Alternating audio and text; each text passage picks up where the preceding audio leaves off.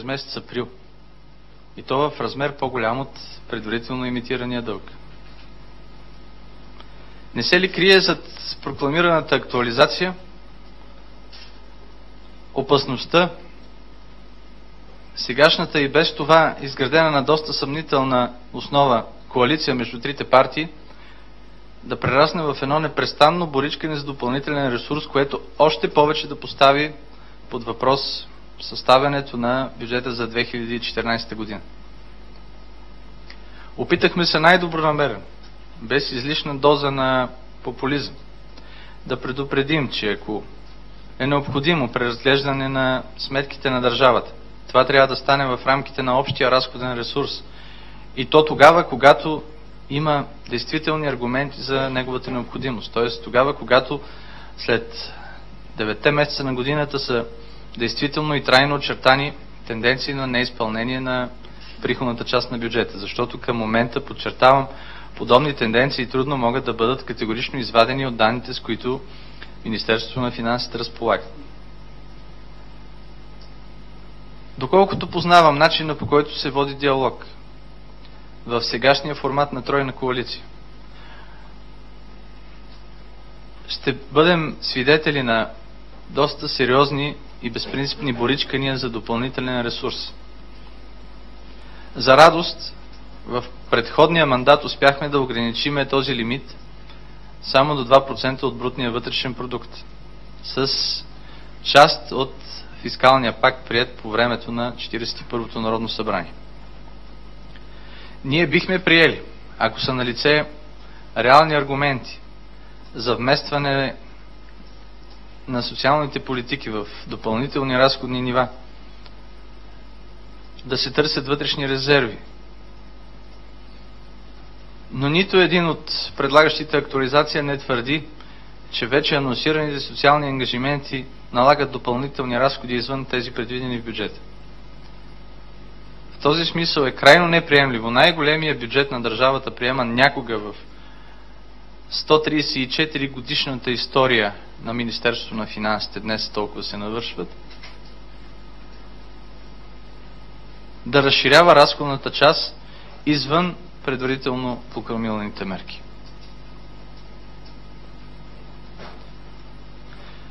Подобни действия ще доведат единствено до влошаване на икономическата ситуация в страната със създаването от една страна на усещане за нестабилност, от друга страна за ирационални очаквания за допълнителни разходи и напрежение върху публичните финанси и не на последно място ще поставят една изключително неблагоприятна основа за съставянето на бюджета за 2014 и следващите години.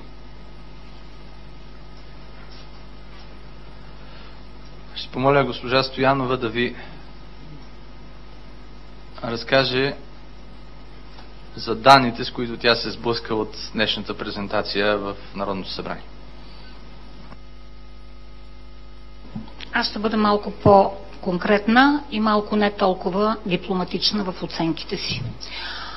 Артилерийската подготовка, която днес в Народното събрание се извърши с оглед следващата стъпка актуализация на бюджета, беше абсолютно манипулативна от страна на премиера и определено, трябва да кажа, откровени лъжи от страна на господин Станишев, председателя на Българската социалистическа партия. И ще се аргументирам за това. Ще ми позволите да цитирам неговите думи, за да не бъда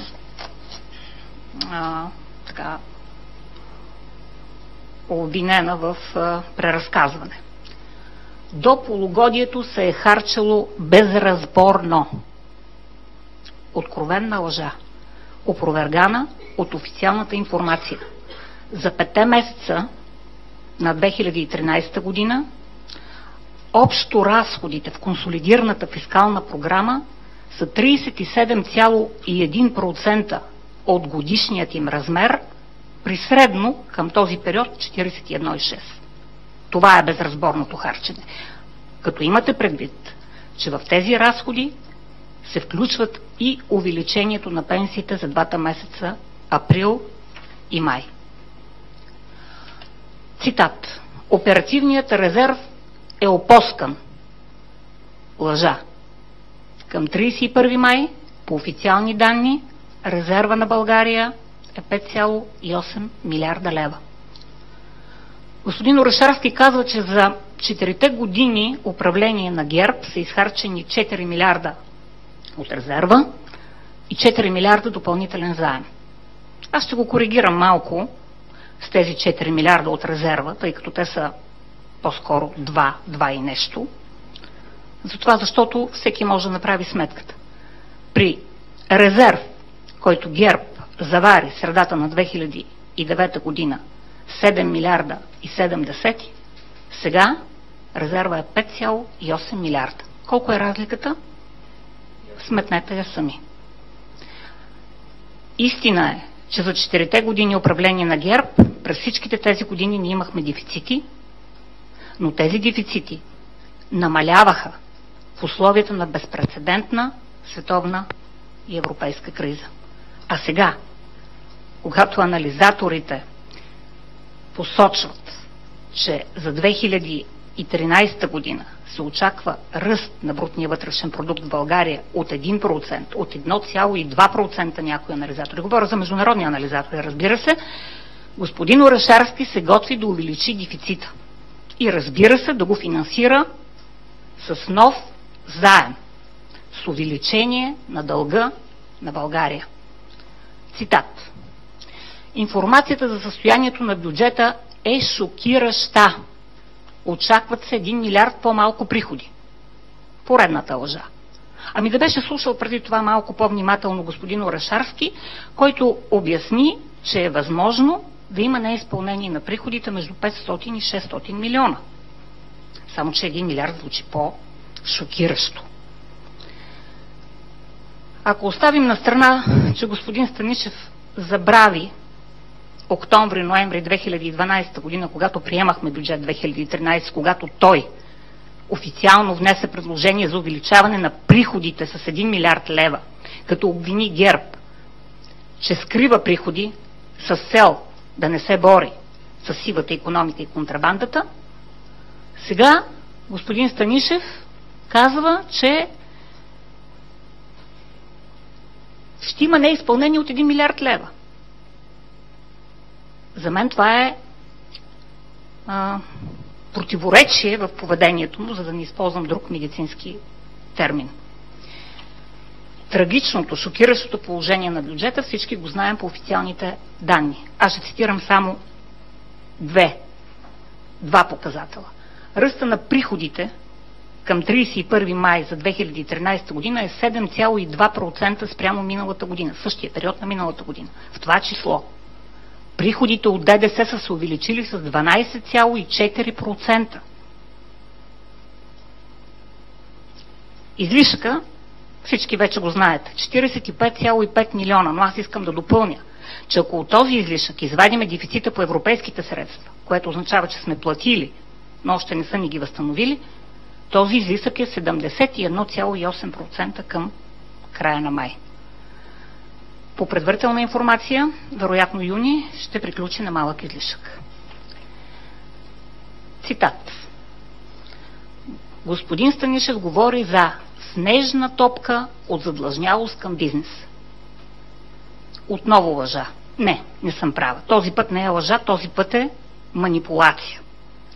Тъй като към 31 март, по данни на Министерство на финансите, задълженията бяха към бизнеса на държавата бяха 107 милиона. Господин Орешарски днес говори за 150 милиона. Приемаме, че от март до сега тези задължения са се увеличили. Това ли е снежната топка, с която господин Станишев иска да манипулира задълженията към бизнеса? За мен това наистина е артилерийска подготовка, която не се съобразява не само с мнението на българските анализатори, вие ги следите по-добре от мен, но категорично игнорира мнението на Международния валутен фонд. Нещо повече. бих казала, опитва се да заблуди обществото, като крие части от доклада на Международния валутен фонд. Ако се сравнят това, което е качено на сайта на Министерството на финансите като информация, и това, какво гласи оригиналното прес-съобщение на Международния валутен фонд, ще се забележат няколко дребни, наглед, подробности, които всъщност представляват първо една положителна, добра оценка на Международния валутен фонд, естествено за предишното управление, тъй като за един месец едва ли оценката би могла да бъде от работата на това управление, и аз искам да я цитирам. Трудно постигнатата макроекономическа и финансова стабилност, въпреки неблагоприятната конюнктура, е предпазила страната ни от най-тежките последици на световната криза. Ето това е оценката на хора, които не са пристрастни. Както и констатацията им, че на този етап актуализация на бюджета не се очертава, не се налага. И няколко неща, които са пропуснати в прессъобщението и които косвено представляват критика към намеренията на правителството на Пламен Орешарски за блокиране на пенсионната реформа, за увеличаване на разходите, за повишаване на минималната работна заплата при неприемливо високата безработица, както и препоръката господин Орешарски, забележете, да продължи с подобрението на структурата на разходите, с по-качествени услуги, които държавната администрация да предоставя, но в рамките на ограничените фискални възможности. Ето това, уважаеми колеги, макар че не съм журналист, са фактите по днешните изказвания в парламента. Фактите, които за мен категорично опровергават обективната необходимост за актуализация на бюджета, но които, манипулирани от управляващите, целят именно това, което и по-рано господин Горанов спомена, а именно да прикрият, да подготвят хората за едно, може би, следващо преразпределение на разходите. Благодаря. Преди да дам думата на господин Дончев, като финална политическа оценка на прибързаните и немотивирани анонси за актуализация на бюджета, искам да направя извода, че за пореден път левицата и сегашната коалиция в безпринципния си формат, в който тя съществува, показа най-лошото си лице.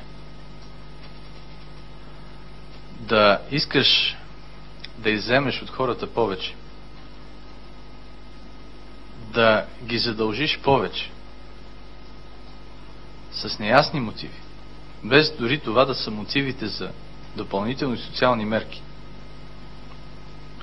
е безотговорно и неприемливо за всяко център дясно мислещо политическо пространство. В този смисъл протестите на българските граждани в момента са тотално неразбрани от хората на властта. Протестите не приемат легитимността на присъствието в сградата на Народното събрание на тези хора. А тези хора се чувстват легитимни да харчат повече и повече и да създават допълнителни ангажименти за бъдещите поколения. Дори без това да е провокирано от необходимостта от допълнителни социални мерки. Уважаеми колеги, аз когато бях неприлично млад, работих като малко за малко като журналист, така че сигурно има морално право да ви наричам колеги. Господин Горанов и госпожа Стоянова направиха обстоен, експертен и политически коментар, както на състоянието на публичните финанси, така и на намеренията, основно свързани с увеличаване на параметрите на дълг, както и на дефицита евентуално в края на годината. Аз няма да ви предлагам допълнителен политически или експертен коментар, ще си позволя един, който е отвъд политическата стилистика. Това е опит да се купи подкрепа и да се спечели благоразположението на хората, които са на улицата, на хората, които са в къщи, на хората, които работят, както и на тези, които не работят. Това е платената любов и то на кредит срещу безплатната омраза. Ще си позволя чрез вас да дам един съвет или да направя едно напомнене. И то не заради друго, защото не съм сигурен дали в настоящия кабинет има някой, който знае тая малка и при всички случаи немаловажна подробност. Трябва да се внимава с параметрите на дефицит. Не само защото надвишаването на дефицит над пределно допустимите стойности ще представлява нарушение на законодателството на национално и на европейско ниво, а по една друга проста и важна причина. Надвишаването на дефицита означава автоматично спиране на еврофондовете, както от този програмен период, така и от следващия. След промяната на регламент 1083, както и в проекта на нов регламент, категорично е предвидена възможността, когато една държава влезе в свръхдефицит, като вид наказателна мярка, на нея автоматично и се спира европейското финансиране. Дефицитът не е абстрактен статистически показател. Играта, особено недомислената игра